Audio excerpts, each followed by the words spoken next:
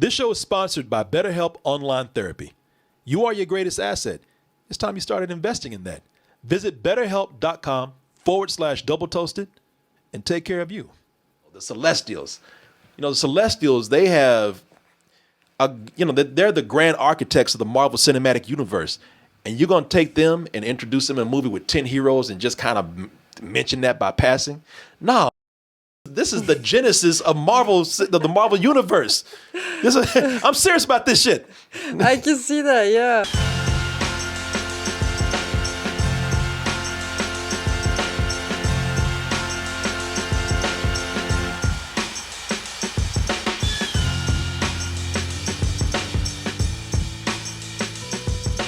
I'm looking at the chat right now.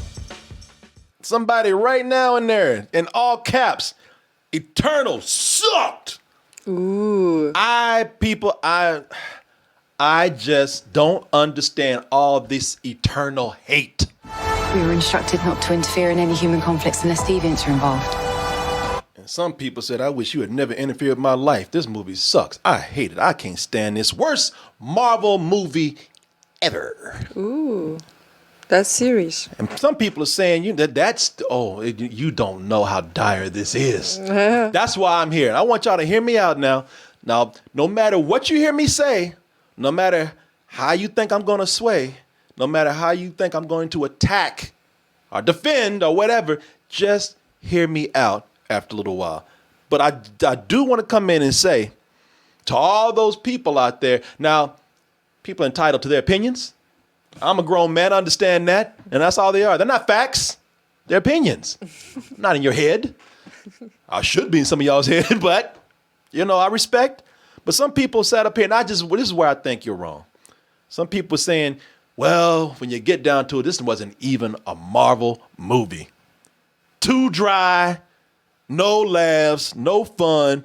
I say bullshit. Now, this will be somewhat of a slight spoilery discussion right here, but it's not even a spoiler talk. We're going to talk about how to make everybody happy right here. I facilitate. That's what I do. But I want to say bullshit on the things that people have said because I find that very much to the contrary, that this is not a Marvel movie. This had everything, and I said this in my review, it had everything in almost the same abundance that I see in other Marvel movies. It had laughs. It had laughs almost to the point where it was sometimes in awkward places like they do in other Marvel movies, where I criticize them for that there. It had action, and I thought the action was well placed and well paced. And I truly believe, since this is the case, I think, again, just my opinion, look, I'm not hard at you, but I truly believe some people came in here just to hate. You brought it in with you in a big ass hate-filled bag. Hater is what you are out there. Don't go away yet. We're going to fix this. But I think some people came in because they heard, first of all, they heard or they read a review. And they kind of swayed their opinion right there. They saw articles that were already talking about, lukewarm perception to the Eternals. Could this be one of Marvel's worst? Oh, people are saying. I think people came in with that attitude, already planning in their head. People came in with a political agenda. That damn Chloe Zhao and her woke agenda, her liberal woke agenda. People are writing articles out there. There's articles out there, but people are review bombing the movie for being, that's right, too woke. What is too woke? You know what? I don't know what too woke is, but I know one thing. If I hear that word woke one more time, I'm going to put myself in a coma. And wake me up when they stop throwing that word around. I'm tired of it. That's going to take a long time. That's okay. Well, then just knock me out, put me in a cryo chamber, put me in a coma, and when it's done, wake me up. Here's what they mean by too woke. Because the movie, I swear to God, man, I swear, you take some white people and you mix it in with a little bit of yellow and brown, throw in a handicapped person, and God forbid you throw in a couple of gay guys. Oh, shit. What is this agenda you forcing down my throat? You trying to make my kid feel white? Feel white. Feel white. You're trying to make him feel like he's not right for being white. putting all these other people in here. You're trying to ease us out the picture. Oh, you gotta all that diversity didn't even feel natural. It took me out the movie. You know, all these people wouldn't be hanging out like this together. It's too diverse. It's too diverse. Well, people, and I say this because there's also this is how woke they are. Yeah, Disney, you're trying to tell me, you're trying to make my kid gay by telling them it's all right for two dudes to kiss each other. You can't do that, Disney. That's not right. And one of the guys are black. And one of them is black too. That is not right, Disney. Now, excuse me while I go home and watch my lesbian porn. You know, I think even people were judging the movie because they said, "Oh, that looks like that other Marvel fiasco that was out there a few years ago." I'm getting those Inhuman vibes. Are we supposed to follow our king? Let's go to our rightful home. Oh, that kind of feels a little bit like Eternals. I'm getting an Inhumans vibe right here, baby. Just in case you don't know, so this is when Marvel was doing television shows. They had a separate production company doing the television shows. And those television shows, they were supposed to be mixed in with the Marvel movies, but this one was so bad that they had a whole race of superhumans. They said, "No, that should never happen." But hey, look, I know it sounds like I'm a very bitter and angry person right now at these people who don't like Eternals. I'm not mad at you. I'm not. I told you, I'm an adult about this. And what adults do, they don't get mad. They fix things. And I got something for Disney over awesome. here.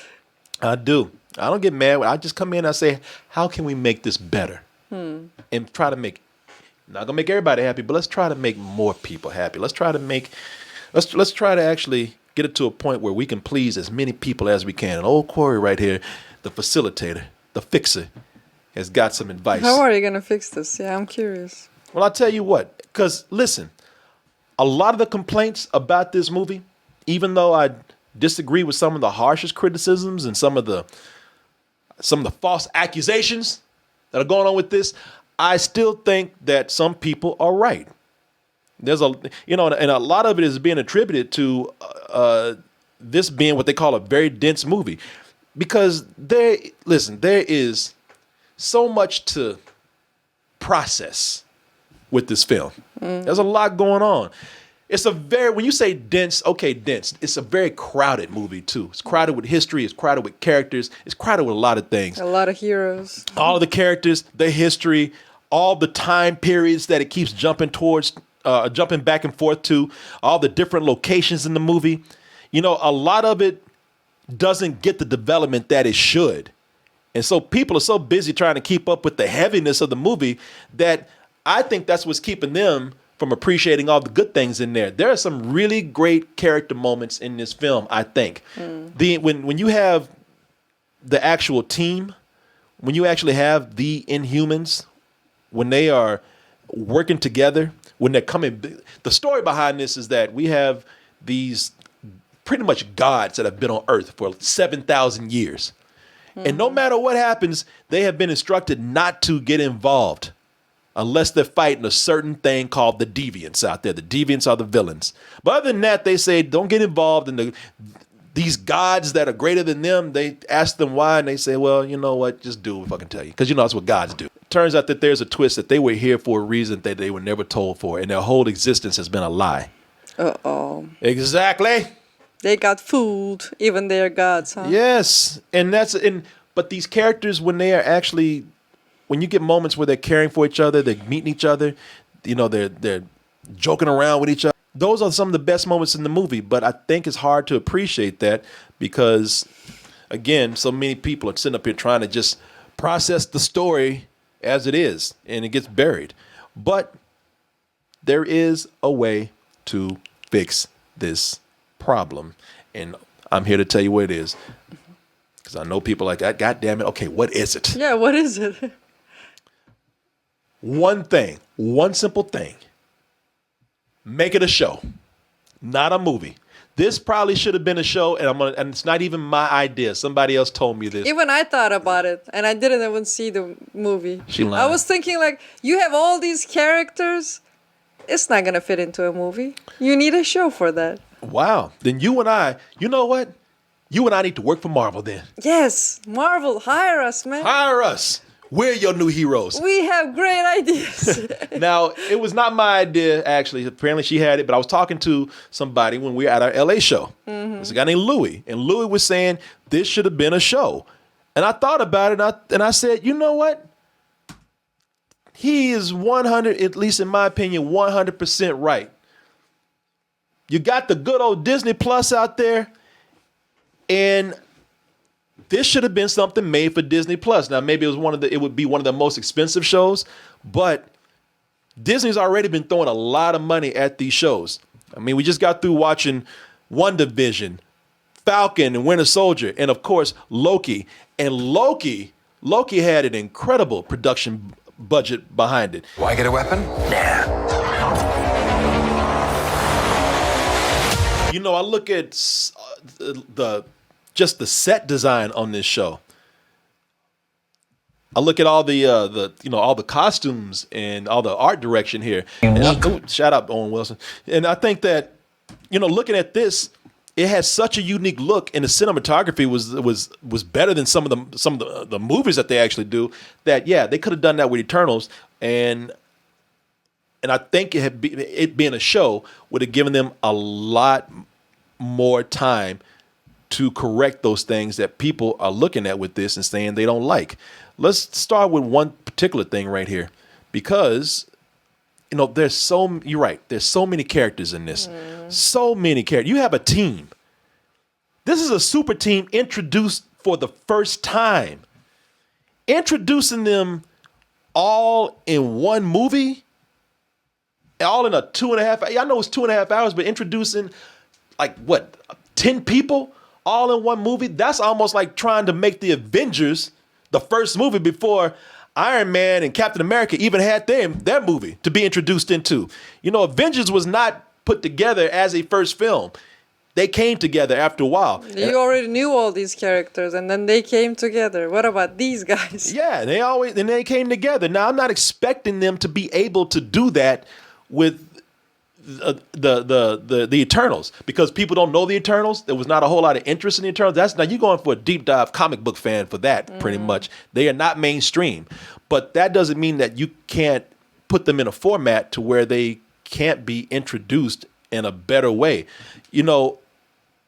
When you see this, if each character had, because they do so much traveling through time, when I say traveling through time, they're not time traveling. They're going back and forth between different periods of time where they were, they see different pieces of history being made. Wow, that too? It definitely needs to be a show.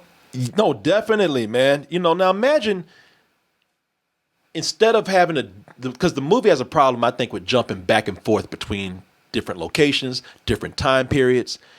And I'm just thinking, what if, and with so many characters, and some of them have really they have really deep stories which you don't get to explore.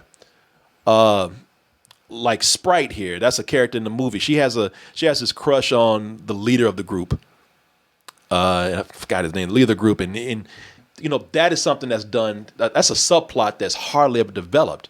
What this needed was, we don't need some subplot with a crush and stuff like that. What if we had episodes develop on one, or center on one or two characters, and you get to see them as they go throughout time? Because what happens here, the Eternals have to split up. They disband, and it would be great to see what happens when they all have to go on their own path. Yeah. Let's get an episode where we find out how Kamal Nanjiani, his character became a Bollywood star.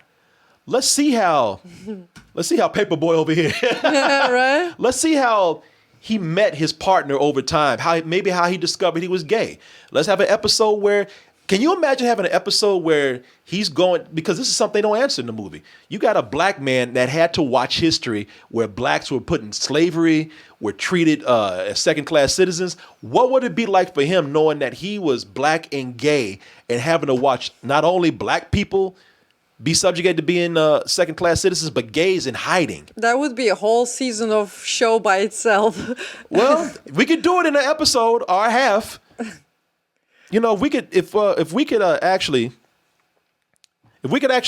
see these characters doing their own thing, that would actually be pretty cool. Mm-hmm. And I know everybody's talking about Guardians of the Galaxy and saying, "Oh, well, that was a super team that you introduced in one movie."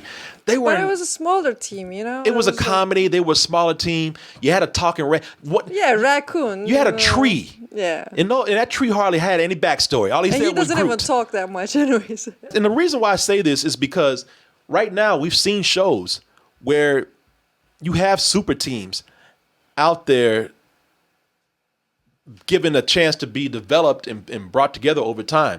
The second season of the Umbrella Academy, you know, they actually went back in time and they split up, and we got to see how their lives were separated. I'll say take the second season of the Umbrella Academy and take an example of that. You know, at the beginning of the season, it shows them splitting up and going their separate ways. And the rest of the season was centered on them trying to get back together and get back to their time. Diego! The hell did we do now? You know, that is a formula and a format that I say would work excellent for the Eternals as a TV show. If you haven't seen the Umbrella Academy, watch it, and when you get to episode 2, you'll see it. Another show where you're bringing a bunch of superheroes together who have their own lives that we have to follow and watch them actually bring their baggage back into a bigger group is The Boys.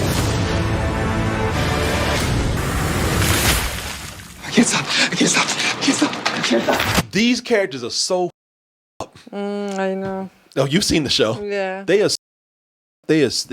so much. They have so many problems and baggage that there's no way that this would work, I believe, as a movie and have the same impact as this show does. Mm-hmm. You know, it just doesn't.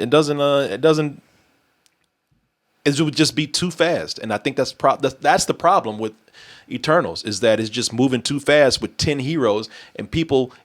And I think that people actually did enjoy watching them work together to the point where they are disappointed. And that's one of the things they didn't like. They are disappointed that they didn't get to see them have more character. Those deviants, the so-called villains here, you know, it was revealed that these characters are actually, they were betrayed too. They were living a lie also. But these villains are so flat. They're just, I said it in the review, they're just a bunch of space lizards that for some reason later on in the movie they turned to the Martian Manhunter, a Swamp Thing, and it was confusing why this evolution happens.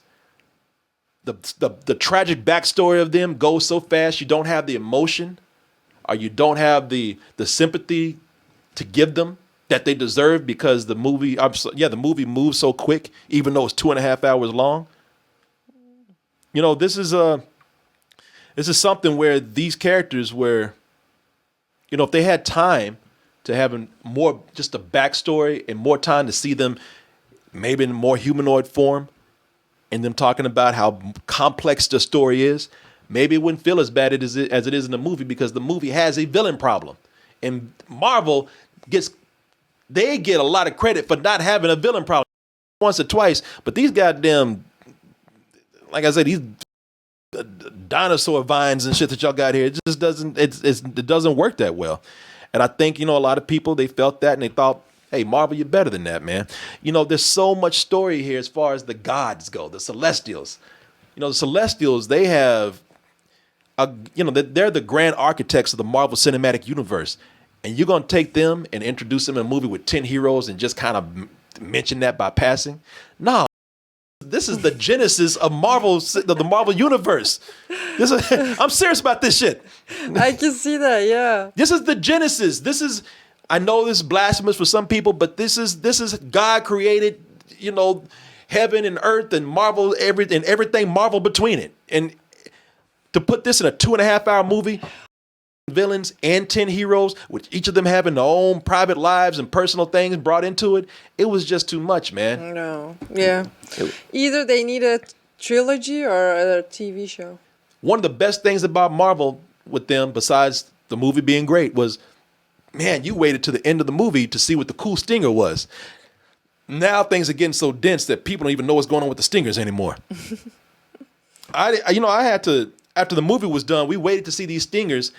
And when at the end of it, it comes out that Harry Styles is Thanos' brother and his name is Star Fox. I was like, what the fuck does that mean? Last time I saw Star Fox was an actual fox in the stars. So what is this? Foxman? Yeah, let me see here. I'll show you. Now, I know a lot of people know who Star Fox is, and I'm not saying that I know I should be up on the character. If they introduce it, then it's my responsibility. But I'm just saying, stingers used to be something where people used to the crowd would get it. Oh my God, Spider-Man. Oh shit, that big purple guy at the end of Avengers. I don't know what it is, but he's bad news. You'd have to go deep with it. But they introduced the character of Star Fox with. They introduced that's Harry Styles. That looks like Harry Styles. Yeah, people. Harry Styles showed up with Patton Oswalt as a troll at the end of the movie, and he says, "Hey, cheerio, I'm Thanos' brother." And I was like, "What the fuck is going on here?" We don't need stingers now going into deep dives, man. We can, it's cool for the hardcore fans, and that's great. But I was sitting by people who in the movie, they were like, "What the fuck is going on? Who is that?" And I was like, "I don't know." So that's Thanos' brother? Yeah. He's not purple? Yeah, and I'm sure there's an explanation. I don't know. Maybe that's his half brother or something. Half brother.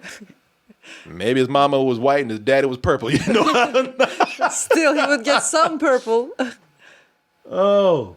One drop purple. Yeah, I'm not asking for some dumbass stinger where we got an ant playing drums and shit. That's terrible. But this is something where I think you already came out of a movie that was completely dense and had people questioning things, and now you're gonna even go deeper by having people like, why is Harry Styles hanging out with a CG?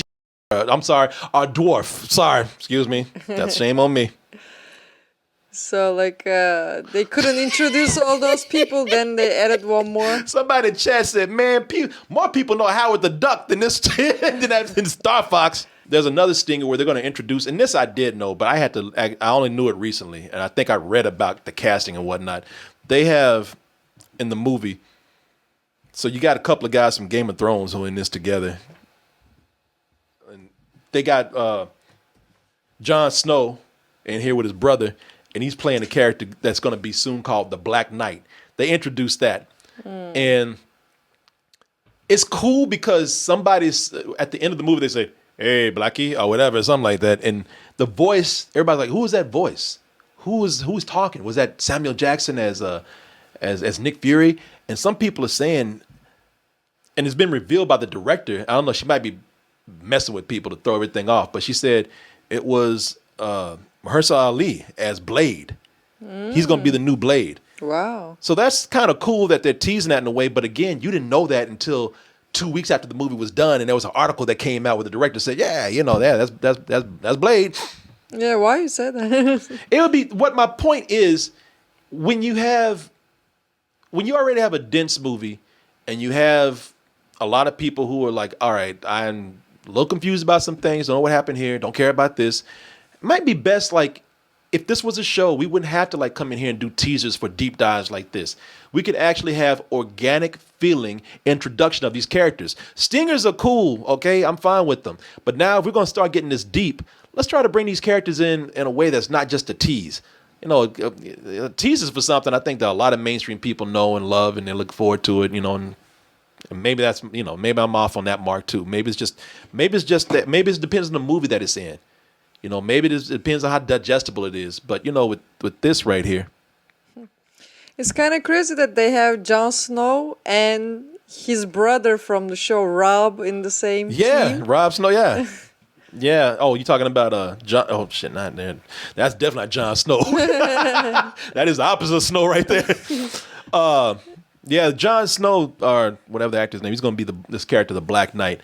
So that was my whole thing here with this. too late for this now. But maybe next time, as learning a lesson from this, you have a great platform and you're doing amazing things with it. Your storytelling has never been better with these shows, man. You've gotten away from the formula in a way over there at Marvel. And with Star Wars, you got Disney Plus. Maybe the next time we have a gang of superheroes, we have more than, I don't know, 6, 7. At that point, it might be time to start thinking about a series. Yeah, definitely. Instead of a movie. Kit Harington, that's his name. Kit Harington as a Black Knight, hanging out with Harry Styles. As a fox. Nice. And Blade. Next thing they're gonna have these K-pop guys. Probably so. And if it's 10 of them, give them a series. Don't make a movie. Yeah. Tell me what you guys think. Do you think this would have worked better as a TV series? Did you like the movie? Which I did. I did like the film. I did. Didn't think it was great, but I thought it was good. I thought it was very good, and I enjoyed it. But it did have some problems. So you guys tell me what you think. Dwayne Herndon, How to Fix Eternals. He says here, the Eternals I enjoyed, but it seemed like a missed opportunity. I think that they messed up history like in the first Wonder Woman and Batman versus Superman timeline. The Eternals should have interfered more in major points in history, like how Infinity War, when they showed the Ancient One fighting the Chitara. Now we're going deep with this. You're like, what the f*** are you talking about? Ancient One. Yeah. He says it would have been an 8.5 had they just made these small corrections here, but instead it's a 7 in my book. Wow. Everybody's been asking me, on a scale of 1 to 10, what'd you give the movie? And I say all the time, a 7. Are we gonna see the poll? Yes, we Results? are. Yes, we are. We're gonna do that right now. Yes. All